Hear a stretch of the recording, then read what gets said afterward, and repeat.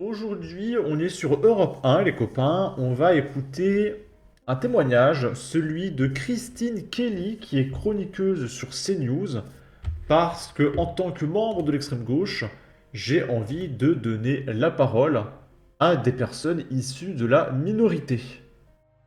Et il y a quoi de plus minoritaire qu'une femme noire? Rien, à part peut-être une femme noire handicapée. Et du coup, on va l'écouter, elle va pousser un coup de gueule parce qu'elle se fait harceler, parce que justement, c'est une femme noire, mais elle est de droite. Et vous allez voir, c'est un petit peu tabou. Je mets un petit filtre anti-droit d'auteur. La dernière fois, j'ai quand même pris un droit d'auteur. Là, j'ai augmenté l'opacité du filtre, j'espère que ça va passer. On va écouter. Il y a des journalistes, il y a Karim Rissouli, il y a Mohamed Bouafsi. Mohamed Bouafsi, et on est à fond avec eux, bien entendu. À On l'a fond. dit hier. Ils ont eu, voilà, des menaces, des lettres, voilà, avec des noms d'oiseaux, des lettres extrêmement racistes. On en reçoit aussi. Moi, j'ai eu un article dans le JDD le week-end dernier qui disait qu'il y avait énormément de tweets antisémites, etc. Voilà, et donc forcément, il y a énormément de gens des médias qui ont exprimé leur soutien à Mohamed Bouafsi et à Karim Rissouli. Et ce que vous dites, c'est qu'il y a même là-dedans, pour vous, il y a deux poids deux mesures, puisque vous avez subi quand même les pires menaces, je le dis. Hein, et Christine, ce qu'elle a subi, je peux vous dire que c'est puissance 100 par rapport à nous tous. Hein. Non, mais je le dis parce que j'étais auprès d'elle et je sais ce qu'elle a subi, Christine. Et c'est vrai que vous, Christine, bien sûr, ce que vous avez dit, vous soutenez Mohamed Bouafsi, vous soutenez Karim Rissouli, vous trouvez ça dégueulasse ce qui se passe et les mots qu'ils peuvent recevoir. Mais vous dites, c'est vrai que même là-dedans, il y a quand même une indignation à géométrie variable, n'est-ce pas, Christine? Parce que vous n'avez reçu aucun soutien, ni de la part d'autres journalistes, personne n'a jamais mis un tweet pour vous. Enfin, Non, par nous, quoi, non, voilà. non, voilà, exactement, Par des amis, quoi, voilà. exactement, Et mais personne n'en a parlé. aucun Mais vous savez article que de moi, presse. l'article du Oui. JDD, il n'y en a Oui, pas un pas qui l'a repris. repris. Pas Ah un oui, qui l'a oui, repris. Ah non, ah oui. pas un journaliste qui l'a repris. Il n'y a pas un mec qui a retweeté pour dire, voilà, si, il y a des gens, voilà, des gens de, voilà, il y a Nadine Morano qui a Oui, retweeté, etc. Mais sinon, oui. voilà, il n'y a Valérie aucun Boyer, journaliste, exactement, ce sont des gens Valérie Boyer, voilà, oui. qui est génial aussi, voilà. Mais c'est vrai que, voilà, c'est fou. Et donc, vous dites, bien entendu, vous soutenez ces deux journalistes, mais vous dites quand même, c'est fou, même là-dedans, c'est la géométrie variable. Mais les journalistes me fuyaient, c'était comme si j'étais la peste, c'était comme si je sentais mauvais, c'était comme si j'étais la personne à abattre, à fuir, juste. Pourquoi? Parce que j'ai décidé de faire une émission avec Éric Zemmour et j'ai décidé de la faire au nom de la liberté d'expression. La même liberté d'expression qu'a crié tous ceux qui ont été convoqués pour apologie du terrorisme, notamment au tribunal, du côté de LFI. Mais j'ai fait mon émission au nom de la liberté d'expression. Je n'ai jamais exprimé mes opinions. Je pense que mes opinions et pour qui je vote, personne ne le sait jusqu'à présent. J'ai une association, comme le disait d'ailleurs Marc Menon hier, il sait très bien que j'ai des musulmanes que j'aide dans mon association. Certaines sont voilées, d'autres ne le sont pas. J'ai de toutes les races dans mon association et qui me soutiennent depuis 15 ans maintenant. Et de voir qu'au moment où je fais cette émission, sans connaître mon bord politique ou où est-ce que je peux me mettre ma coloration politique, si je peux éventuellement en avoir une. J'ai eu environ 50 articles de presse par jour. La communication de CNews m'envoyait ces articles que je ne lisais pas, que de la haine, que de la méchanceté, mais qu'est-ce qu'elle fait là? Elle est incapable, etc. Pas un article pour me soutenir. Pas un article pour dire qu'on n'a pas le droit d'empêcher à quelqu'un de faire son travail. Pas un article pour dire que menacer de mort, on n'a pas le droit de menacer un journaliste de mort. Pas un article pour dire que menacer de décapiter, on n'a pas le droit de faire ça à une journaliste. Je suis effectivement choquée de voir que maintenant c'est un emballement parce que certains ont quelques petits mots d'oiseau. Donc, avoir des petits mots d'oiseau, c'est quelque chose. Vivre avec la peur, vivre avec des gardes du corps, pour emmener sa fille à l'école, pour dormir le soir, pour sortir, pour faire son travail, pour faire ses courses. Avoir honte d'avoir deux gardes du corps quand vous allez au Monoprix acheter votre petite culotte. Pardonnez-moi, mais c'est ça la vie avec les gardes du corps. Alors, je l'ai laissé parler un petit peu, mais elle a dit qu'elle a reçu des menaces de décapitation. Alors c'est marrant parce que rien que cette menace-là, ça donne un petit peu une idée du profil. Parce qu'on va dire qu'il y a dans certaines cultures, on fait certaines choses à des animaux. voilà, qui ressemble, hein, je pense que vous avez compris.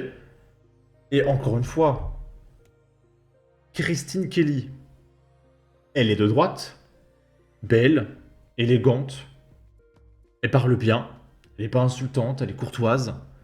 C'est systématique. Tu es de droite, tu es forcément une femme élégante et intelligente. C'est obligatoire. Franchement, c'est incroyable, hein. De culotte, pardonnez-moi, mais c'est ça la vie avec les gardes du corps, c'est-à-dire vivre avec eux tout le temps. Savoir quand est-ce que vous allez vous réveiller demain. Alors bien sûr, tout le monde a des menaces de mort. Bien sûr, tout le monde a des menaces de mort, mais on a juste besoin d'un peu d'aide à ce moment-là. Juste besoin d'un peu de relais. Vous avez été lâché de partout, à part par le groupe, bien entendu, et vos amis, voilà, notamment. Exactement. Je n'ai pas caché que vous avez été le premier à m'envoyer un SMS, à me proposer d'ailleurs, par votre garde du corps d'ailleurs, de l'aide. Marlène Schiappa a fait partie aussi des personnes qui m'ont appelé immédiatement, mais c'était vraiment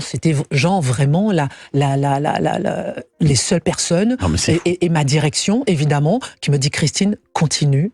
Reste zen, on est avec toi. Ouais. Mais franchement, c'était horrible. Et à chaque pas que tu fais dans le parking pour aller chez toi, pour rentrer dans ta maison, etc., et tu te dis, mais waouh, est-ce qu'il n'y a pas une personne... Quand j'ai fini par porter plainte. Les courriers que j'ai reçus chez moi, les courriers que j'ai reçus à CNews, et quand j'ai fini par porter plainte sous l'incitation d'un avocat qui a dit, attends, là, tu as porté plainte, pas pour toi, mais pour les autres.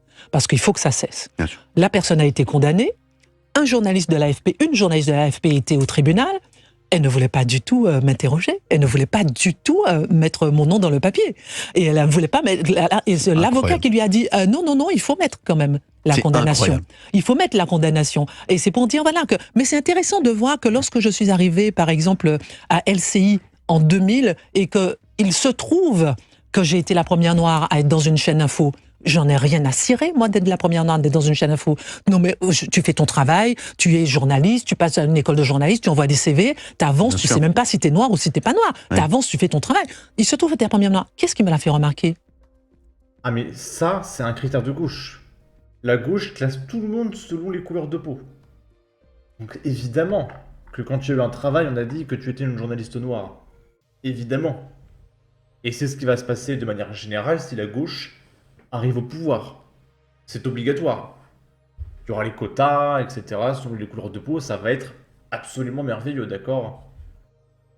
Aucun Français, personne, pas mes voisins, mais personne. Des journalistes, les médias. Exactement. Les médias ont commencé à faire des articles. Ah oui, noire, mais vous êtes une journaliste noire. Envoyé spécial a fait un documentaire, mais vous êtes une journaliste noire. 25 minutes, on m'a interrogé pour me dire, oui, mais vous êtes une journaliste noire. J'ai dit non, je suis une journaliste. Exactement. Point barre, c'est tout. Et c'est intéressant de voir ce décalage entre les médias et la réalité. Idem, lorsque je commençais l'émission Zemmour, après je me tais si je parle trop. Non, au contraire, c'est très intéressant. L'émission Zemmour, alors que je me bouchais le nez, les yeux, les narines, tout, etc. Et j'étais blindée, je me suis dit, je fais mon travail, pas après pas, jour après jour, respiration après respiration. Et je peux vous dire que c'était respiration après respiration. Lorsque je sortais dans la rue, c'était waouh, continuez madame, on est avec vous. Exactement. Et là, je me dis, mais c'est quoi ce décalage que je vis?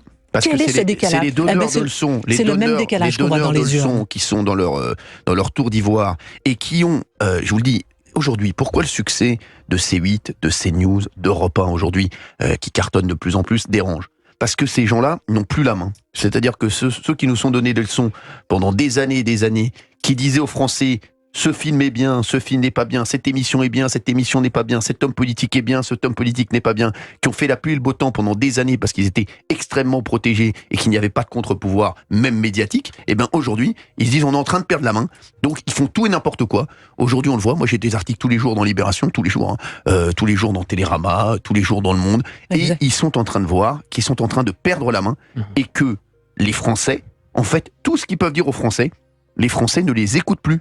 Les Français, en fait, ils n'ont plus aucun impact sur les Français.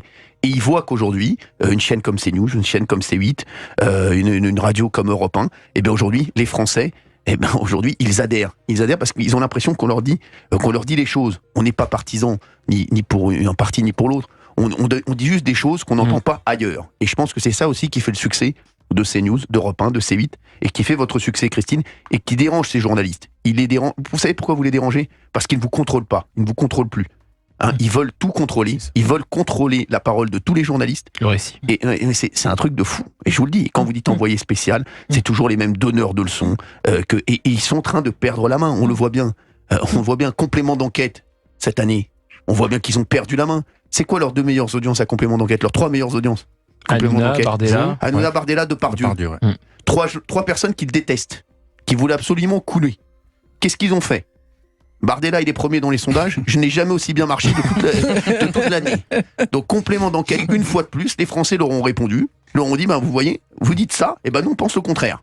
Donc, c'est ça qui est fou. Et c'est ça qui fait plaisir aujourd'hui. Et c'est ça qui doit être votre victoire aussi, Christine. Parce qu'aujourd'hui, les Français vous suivent, les Français vous écoutent, les Français aiment vos émissions, et les Français vous soutiennent. Et je vais vous dire, que vous n'ayez pas un tweet de 2 ou 3 donneurs de leçons qui vous soutiennent, vous voulez que je vous dise, c'est pour moi une excellente nouvelle. Une excellente nouvelle. Yann Moix, ce que vous pensez de tout ça? Moi, je pense souvent à la phrase de Bernanos, les ratés ne vous rateront pas. Il est clair que depuis 1945, à peu près, il y a un terrorisme intellectuel qui s'est développé en France, qui vient essentiellement de la gauche, puisqu'on sait très bien que les staliniens, pour éponger leurs propres crimes, se sont amusés à confondre la droite et la collaboration, et que depuis cette période, oubliant que le fondateur du Monde est un ancien collabo, oubliant que le Figaro, lui, pendant la guerre, n'a été inquiété par personne, oubliant que le Monde a défendu Pol Pot pendant des années, donc des systèmes qui sont quand même des grandes dictatures et des systèmes criminels, ces gens-là ont oublié que le libéralisme, ce qu'ils appellent la droite, mais le libéralisme est une école de pensée dans laquelle on préfère faire affronter des opinions libres entre des personnes adultes et vaccinées plutôt que de faire tomber le couperet de la doxa et du dogme en écoutant une sorte de pape. Le pape était longtemps Jean-Paul Sartre, maintenant on va dire que c'est Mélenchon, si vous voulez. Vous voyez le niveau dans lequel on est tombé. On est passé d'un prix Nobel de littérature à un prix Nobel de bac à sable. Vous savez souvent ce qu'on trouve dans ça. D'ailleurs, mais ce que je voulais vous dire, mon cher Cyril, c'est que la différence qu'on fait aujourd'hui entre le libéralisme et la gauche, se fait sur le sectarisme. D'un côté, le dialogue, avec toutes les opinions possibles, et on se confronte, et d'autres, la fatwa intellectuelle et morale qui tombe comme la foudre, parce que on n'a pas le niveau pour riposter intellectuellement. Exactement. Ok, et après c'est moins intéressant. Alors là, j'ai pas trop parlé pendant cette vidéo, parce que la différence entre une vidéo sur quelqu'un de droite et une vidéo sur quelqu'un de gauche, c'est que quand quelqu'un de gauche parle, vu que c'est constamment n'importe quoi, t'es tout le temps en train de réagir, alors que quand c'est quelqu'un de droite, c'est intelligible, c'est clair, c'est factuel, et t'écoutes. Et t'as rien à dire, et puis ton cerveau va bien. Parce que quand j'écoute un gauchiste, à la fin, j'ai mal au cerveau. Hein. Je me dis, j'ai envie d'écouter quelqu'un de droite pour réparer mon cerveau de ce que je viens d'écouter. Là, je vais bien, voilà, j'ai écouté 10 minutes de vidéo, c'est passé tout seul. Voilà. Si seulement toutes mes vidéos pouvaient être comme ça. Malheureusement, hein, malheureusement. En tout cas, voilà tout notre soutien à Christine Kelly. N'hésitez pas à donner votre avis, votre opinion, à partager, liker, commenter. Ça aidera au référencement de la vidéo sur YouTube. Abonnez-vous, suivez-moi sur Twitter. Et à la prochaine pour de futures vidéos. Ciao!